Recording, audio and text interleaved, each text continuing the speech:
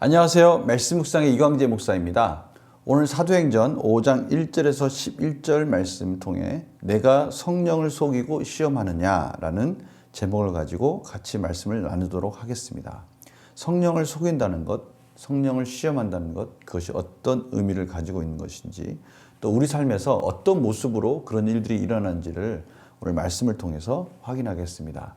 제가 기도하고 시작하겠습니다. 하나님, 감사합니다. 오늘도 말씀을 들을 수 있고 말씀을 묵상할 수 있다는 게 얼마나 감사하고 소중한지요. 성령님께서 조명하여 주셔서 말씀을 바르게 깨닫게 하여 주시고 하나님의 진리 가운데 삶이 변화되고 역동적인 하나님의 역사가 이어지게 하여 주시옵소서. 감사드리며 예수님의 이름으로 기도드립니다. 아멘. 제가 5장 1절에서 11절 말씀을 봉독해 드리도록 하겠습니다. 아나니아라는 사람이 그의 아내 삽비라와 더불어 소유를 팔아 그 값에서 얼마를 감추매 그 아내도 알더라. 얼마만 가져다가 사도들의 발 앞에 두니 베드로가 이르되 아나니아야, 어찌하여 사탄이 내 마음에 가득하여 내가 성령을 속이고 땅값 얼마를 감추었느냐. 땅이 그대로 있을 때는 내 땅이 아니며 판 후에도 내 마음대로 할 수가 없더냐. 어찌하여 이 일을 내 마음에 두었느냐. 사람에게 거짓말한 것이 아니요 하나님께로다. 아나니아가 이 말을 듣고 엎드러져 혼이 떠나니 이 일을 듣는 사람이 다 크게 두려워하더라. 젊은 사람들이 일어나 시신을 싸서 메고 나가 장사하니라. 3시간쯤 지나 그의 아내가 그 일어난 일을 알지 못하고 들어오니 베드로가 이르되 그 땅 판 값이 이것뿐이냐? 내게 말하라 하니 이르되 예, 이것뿐이라 하더라. 베드로가 이르되 너희가 어찌 함께 꾀하여 주의 영을 시험하려 하느냐? 보라, 내 남편을 장사하고 오는 사람들이 발이 문 앞에 이르렀으니 또 너를 메어 내가리라 하니 곧 그가 베드로의 발 앞에 엎드러져 혼이 떠나는지라. 젊은 사람들이 들어와 죽은 것을 보고 메어다가 그의 남편 곁에 장사하니 온 교회와 이 일을 듣는 사람이 다 크게 두려워하니라. 아멘. 아나니아와 삽비라가 자신의 재산을 팔아서 그 중에 일부를 감추고 사도들을 발 앞에 그것을 전부인 것처럼 헌금하는 그 장면에서 베드로 사도가 그 부분에 대해서 전부가 아니라는 것을 깨닫고 경고를 합니다. 4절입니다. 땅이 그대로 있을 때에는 내 땅이 아니며 판 후에도 내 마음대로 할 수 없더냐. 땅에 대한 권리는 분명히 아나니아와 삽비라에게 있다라는 것을 말하고 계신 것이죠. 그러니까 문제는 뭐냐면 이것을 헌금을 하냐 안 하냐의 문제가 아니라 거짓말을 하는 것에 대해서 지금 지적하고 있는 것입니다. 어떻게 이런 계획을 세울 수 있냐. 땅을 팔고 안 팔고 그 땅을 헌금을 하고 안 하고는 다 너의 권리인데 왜 그 땅을 전부인 것처럼 우리에게 속이고 있느냐라고 말하고 있는 것이죠.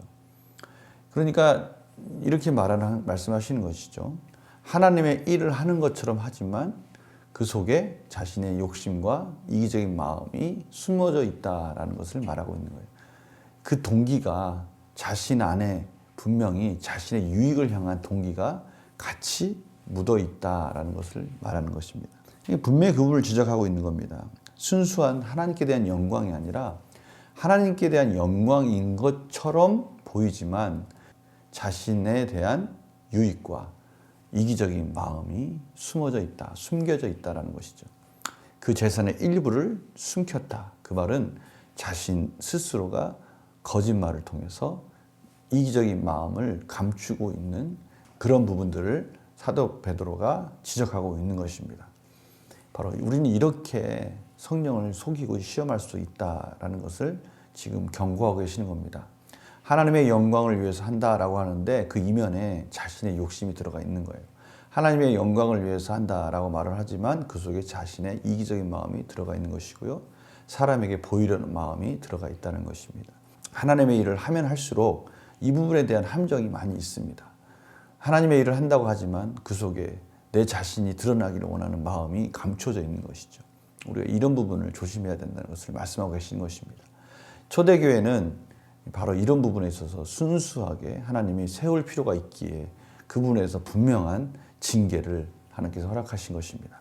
문제를 한번 풀어볼까요?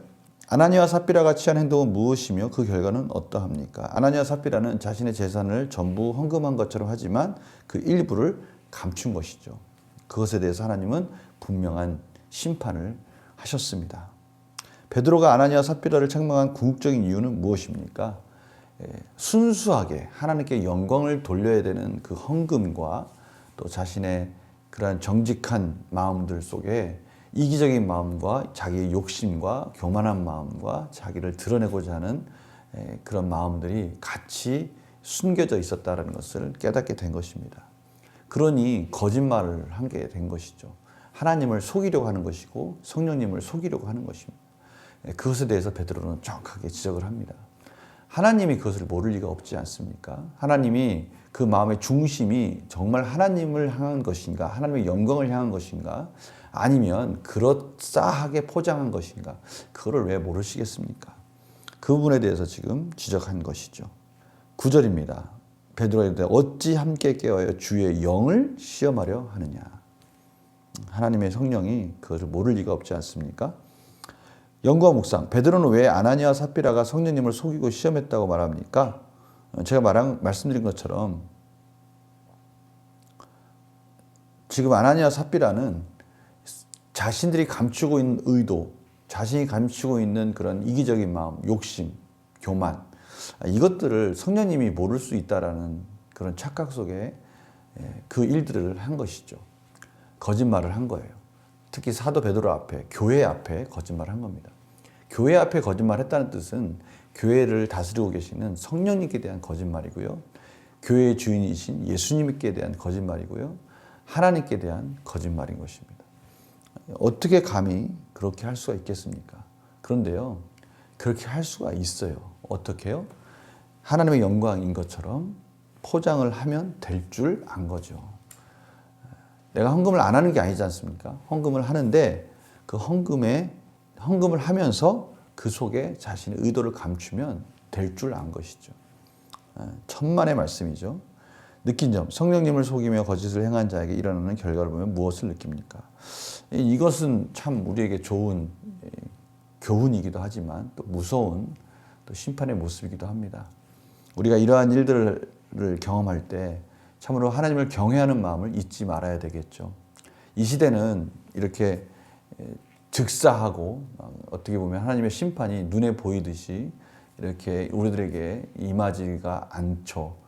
초대교회는 이런 것들이 필요했고요. 이런 과정들이 필요했기 때문에 하나님께서는 그 당시에 그 제자들과 초대교회 많은 성도들 앞에 하나님의 분명한 뜻을 드러내는 특별한 사례들을 많이 허락해 주셨습니다.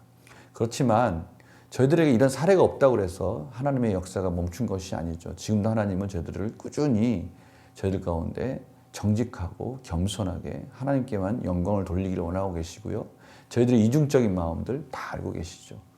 우리는 그 부분에 있어서 두렵고 또 떨리는 마음을 가지고 하나님께 사역을 해야 될 줄 믿습니다. 제 자신도 하나님께만 온전히 집중한다는 것이 얼마나 어려운지를 알고 있습니다. 그래서 매일 은혜를 구하고 있지만 아직도 여전히 부족하고요. 제 개인적인 생각이 앞설 때가 있고요. 개인적인 욕심과 이기적인 마음이 앞설 때가 있습니다. 그럴 때마다 하나님께서는 가르쳐 주시고요. 제가 또 겸손히 기도하고 은혜를 구하고 있습니다. 성도님의 삶 속에서 하나님 나라를 위해서 열심히 각자 처소에서 달려가실 때 이러한 순수한 하나님의 영광만을 위한 우리의 마음이 흔들리지 않게 달라고 기도해야 될 것 같습니다. 오늘 결정과 적용은 그래서요. 순수한 동기보다 타인의 칭찬을 받기 위해 애쓴 적은 언제입니까? 참 어렵습니다. 이 부분이 참 어려운데요. 사람의 인정보다 하나님 앞에서 정직하게 헌신하기 위해서 우리는 어떻게 해야 될까? 한번 지혜롭게 고민을 해봐야 될 문제인 것 같습니다. 우리가 어떻게 하면 우리의 사역에 있어서 하나님께만 집중할 수 있을까? 하나님만 바라볼 수 있을까? 그렇게 사역을 하려면 저희들은 예수님의 지혜를 좀 본받아야 될 필요가 있을 것 같아요. 예수님은요, 하나님의 사역을 할 때 사람들이 예수님을 자꾸 높이려고 할 때 그 자리를 피하셨어요. 없을 수는 없지 않습니까? 그럴 때마다 예수님께서는 스스로 본인의 중심을 하나님께로 향하게 하시고요. 혹시 또 사람들이 계속해서 몰려올 때마다 그 무리 속에서 그 무리들의 중심을 봤어요. 저들이 저렇게 나에게 달려오는 것은 저들이 무엇인가 먹을 것이 있을까? 또 무엇인가 필요에 의해서 오는 거지 또 하나님의 영광을 위해서라는 것이 아니라는 걸 알았기 때문에 예수님은 그 자리를 피하셨지 않습니까? 우리도 예수님께 그 지혜를 받았으면 좋겠습니다. 사람의 칭찬이 왔을 때 우리는 그 칭찬을 하나님께로 향하도록 훈련하는 것이죠. 혹시나 많은 사람들이 그 자리에서 칭찬하려고 할 때 우리는 그 자리를 조용히 떠나는 것입니다. 그리고 오직 그 모든 영광을 하나님께만 올려드리는 것입니다. 우리 스스로가 늘 하나님께 대한 영광, 하나님의 은혜에 대한 감사, 그것을 가지고 우리의 중심이 흔들리지 않도록 늘 말씀과 기도로 깨어 있어야 될 것 같습니다. 오늘 말씀을 통해서 참으로 성령님을 속인다는 것, 그것이 어떤 의미를 가지고 있는지를 같이 나누었습니다. 오늘 말씀 참 귀중한 말씀인 것 같습니다. 오늘 말씀을 통해서 우리에게 주는 이 교훈의 말씀을 통해서 하나님께 대해서 하나님의 사역을 할 때 우리가 사람과 하나님과의 관계 속에서 분명한 그 기준을 가지고 오직 하나님을 바라보면서 사역하는 복된 삶이 되기를 간절히 소망합니다. 제가 기도하겠습니다. 하나님 아버지, 저희들 너무나 연약하여서 하나님의 일을 한다고 하면서도, 교회 일을 한다고 하면서도 사람의 칭찬과 우리 안에 있는 숨은 이기적인 마음과 명예욕과 높아지려는 마음이 혹시나 있지 않는가 두렵습니다. 오늘 말씀을 통해서 정말 하나님께만 집중케 하여 주시고 오직 하나님께만 저희의 모든 것을 드리게 하여 주셔서 거짓된 사역이나 거짓된 봉사가 되지 않도록, 헌신이 되지 않도록, 헌금이 되지 않도록 하나님께서 인도하여 주시옵소서. 감사드리며 예수님의 이름으로 기도드립니다. 아멘. 오늘 참 어려운 말씀인데요. 우리 기도하면서 승리하는 우리 삶이 되기를 간절히 소망합니다. 내일 또 뵙겠습니다. 안녕히 계세요.